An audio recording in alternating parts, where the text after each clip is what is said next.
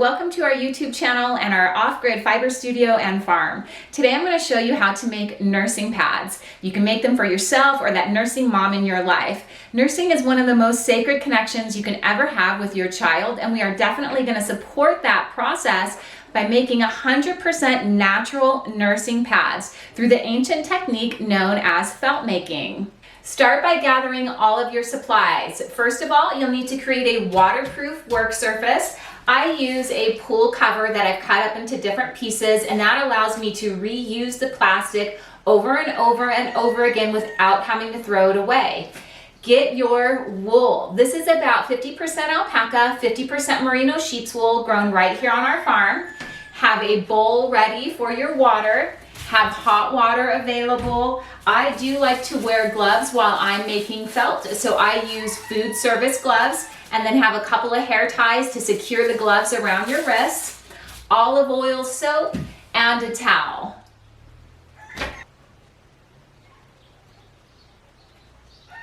Let's start laying out the fiber.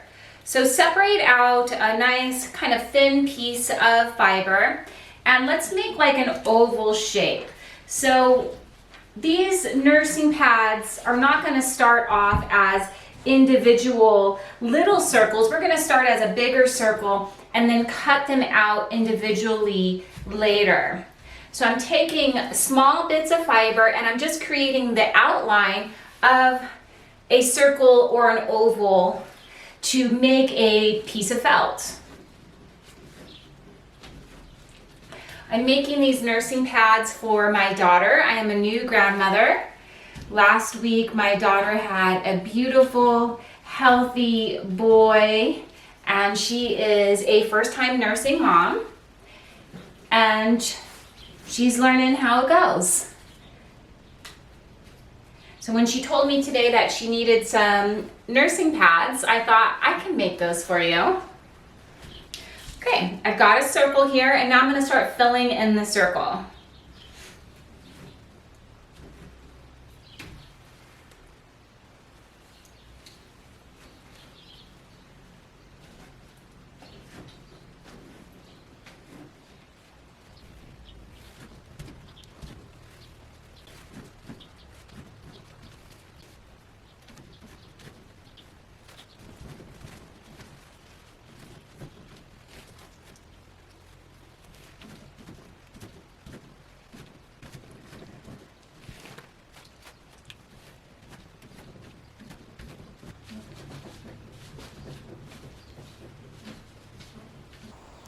Add the second layer of fiber somewhat parallel to the first.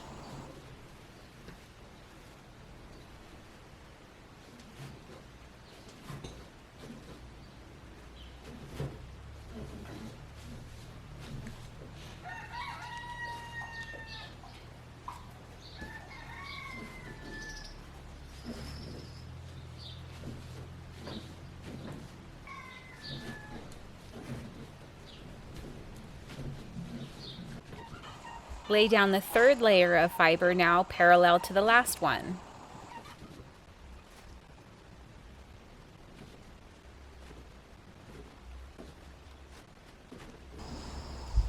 Always checking in between layers if there are any thin spots or anywhere that needs more fiber. Add the fourth and final layer.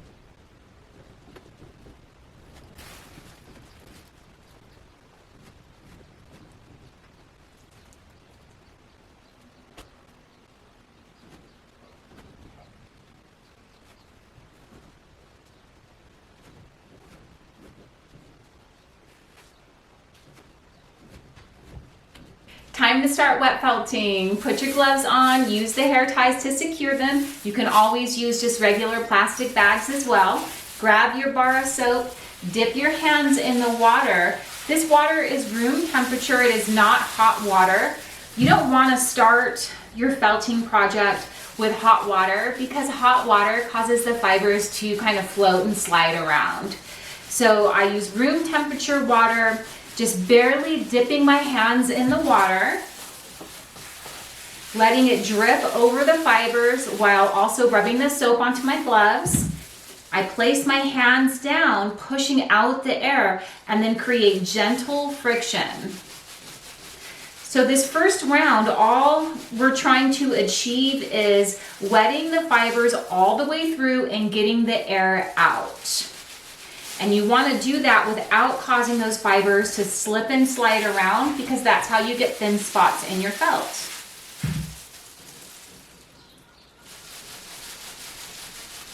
By using this specific method where I just barely dip my hands in the water, it actually allows me to conserve water and use less water throughout the process. That's a really important part of wet felting for me because we live off-grid, we don't have a well, we harvest rainwater, and we haul water when necessary. So we have a very different relationship to water because we are always trying to conserve, and we have to carry our own water. So for about 3 years, we didn't even have any running water. We do now inside our house. We have a kitchen sink, a bathroom sink, and a shower, which is like pure luxury. But out here at the fiber studio, I don't have water, running water. I just have to carry what I need inside. And then we also use our wastewater a second time. So any wastewater that I produce through the felting technique, I use it out in the garden. I water the garden with wastewater. That's part of permaculture design, where you actually reintegrate waste into your surrounding ecosystem as a resource.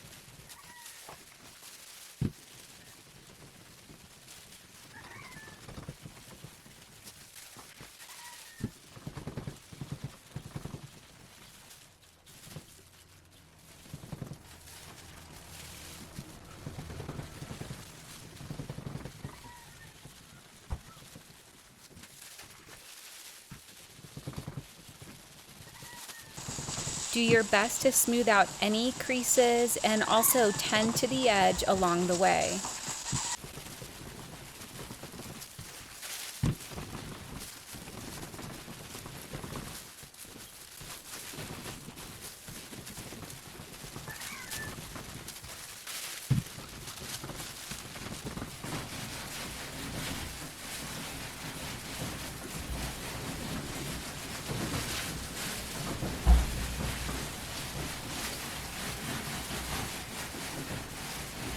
Now that the fibers are staying together, they're not really sliding around too much, it's time to flip it over and start on the opposite side.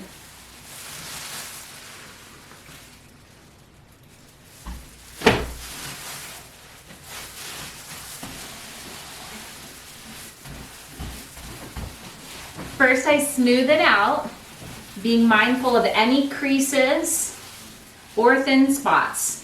Any crease or thin spot, you want to fix it right away. Don't delay. It's a lot easier to fix a thin spot now than add a patch later. So same process. I dip my hands in, I've got my soap, and I felt some more.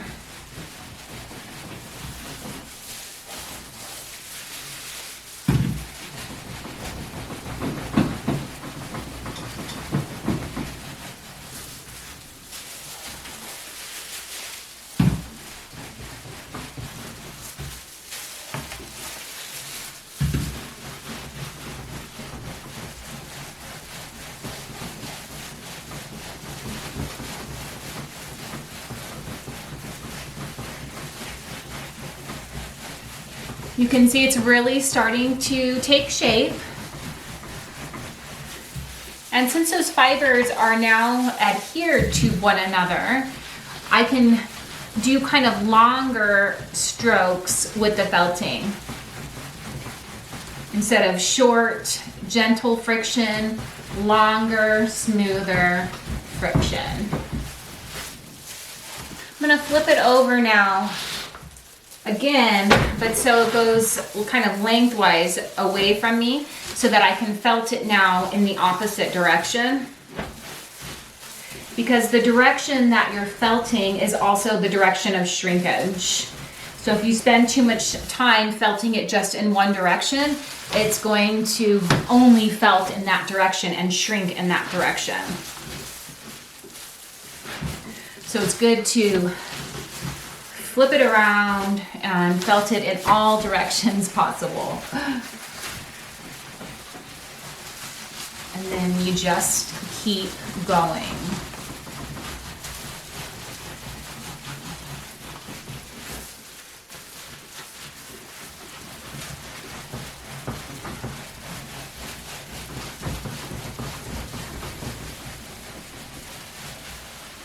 Now I do have a little bit of a thin spot right here, so I'm going to add a little bit of fiber.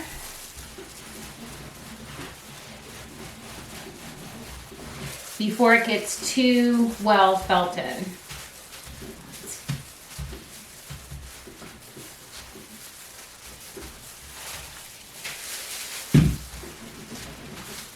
See, that's how easy it is to fix a thin spot when you do it early on. It'll attach really easily. If it was later in the process, I might have to do some needle felting.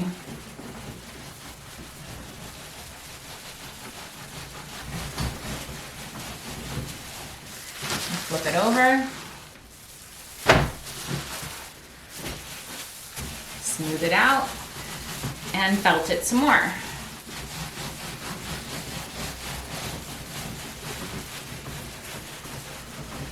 Make some room on your felting station because now it's time to roll the felt in a towel. So I'm going to fold it up and move it out of the way and lay out my towel.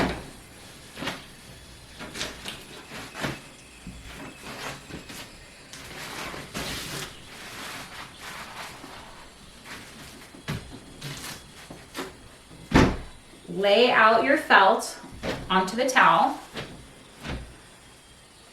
I'm going to go this way.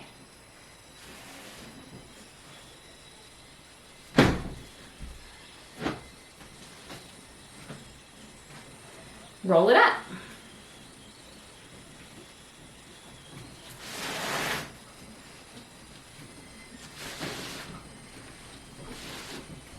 Now it's time to roll.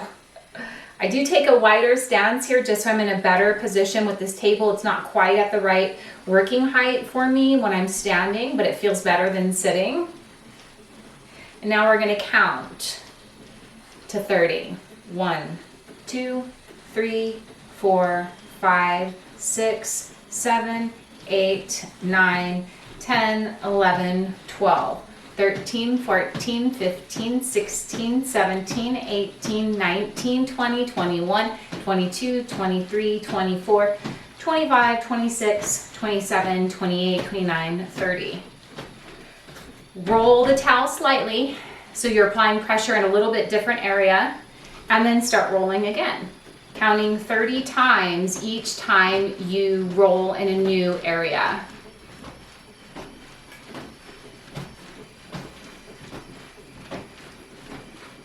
And it's not really technical, it can be really technical, so you can keep counting and counting, making sure that each time you're rolling at the exact same amount of times, or you can kind of just flow with it a little bit and allow your intuition to guide you.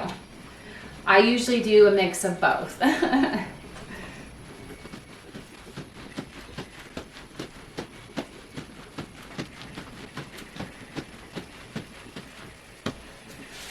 Unrolling it. Let's see the progress.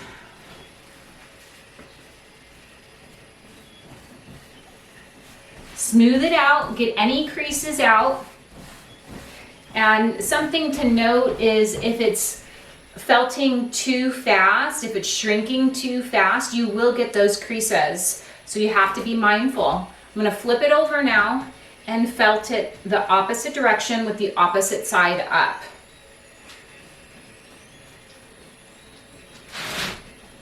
See, I've got a crease right there.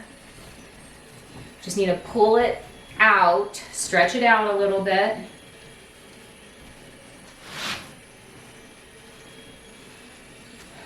And now repeat the process. So if you're counting to 30 each time, count to 30. You can do 25, you can sing a song. However you connect to the inner knowing of the art that you're making. So I like to believe that the art flows through me, that I'm a channel for a creator. I'm a channel for the fibers that we grow, for the animals that we love.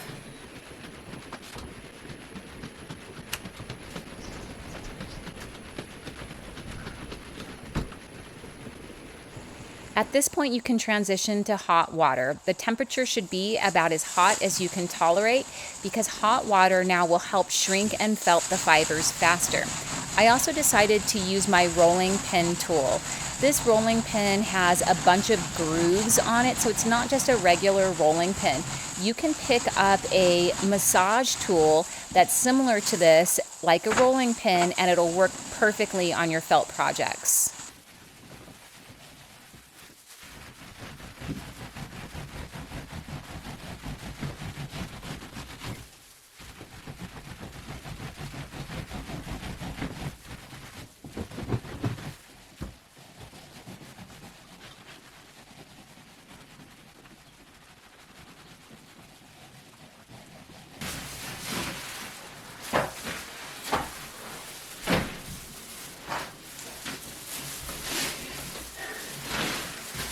Time to roll some more. Feel free to shift back and forth between the different techniques, from hand felting to rolling in a towel to using any tools that you might have on hand. Felt making is an ancient practice and there's no right or wrong way to do it. You might just discover a technique that works best for you that no one else is even using.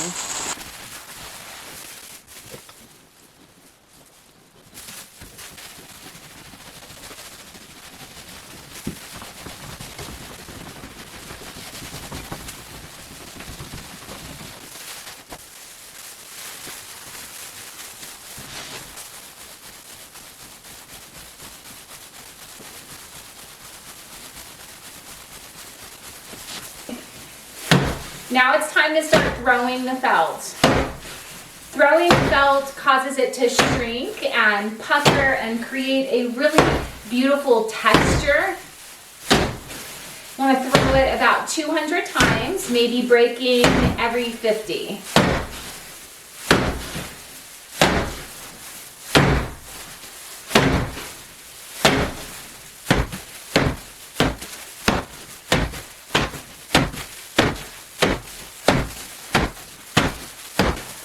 Great way to transform anger or aggression and just turn it into art.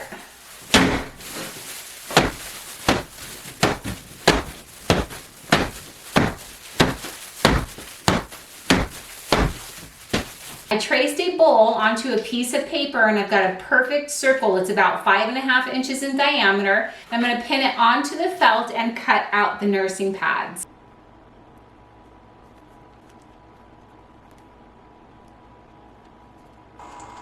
You can make these nursing pads any size you want, but take care that you don't make them too small because you're going to continue felting them after they're cut out and they're going to continue to shrink.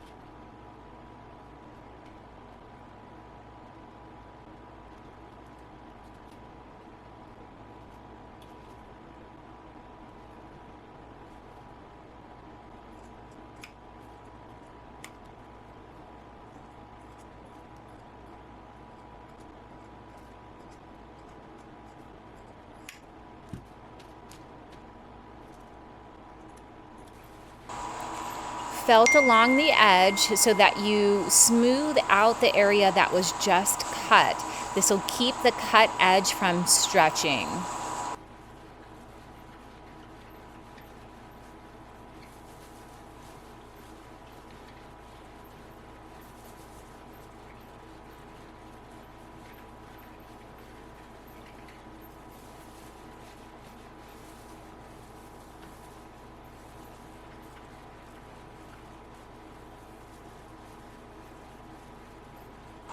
At this point, you should really start to feel the felt shrink and become firm underneath your hands. So just keep felting and felting and felting until you get these nursing pads shrunk down to the size that you want and also your desired firmness. The more you felt and shrink something, the more firm it's going to become.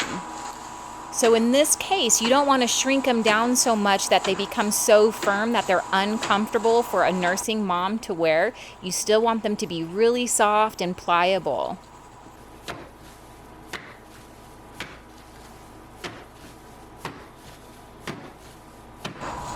Once you feel complete and the nursing pads are done, you're going to rinse them out multiple times. Make sure the water runs totally clear and there's no soap left.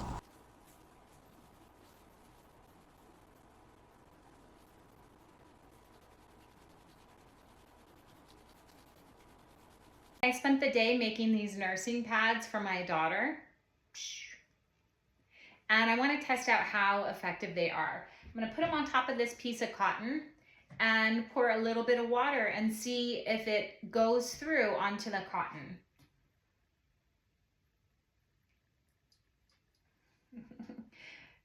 I don't know if you can see that, but the water is just sitting right on top of the felt.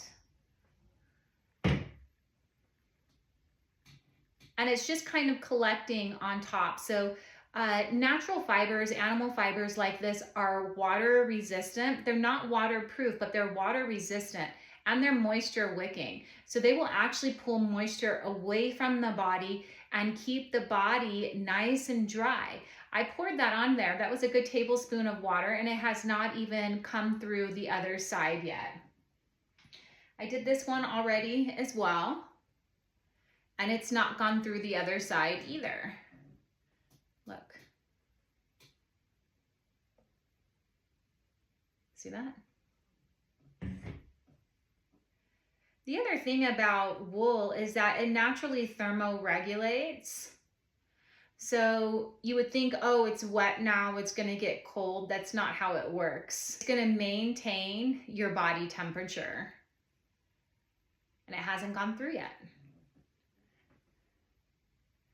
So I definitely think that these are going to be super effective nursing pads for my daughter. Be sure to like, comment, subscribe. Please do all the things to support our farm and art. If you want to shop online for our products, go to sacredalpaca.com, and you can always check out our available alpacas at primaalpacas.com. We offer nationwide delivery and free long-term support to all of our clients.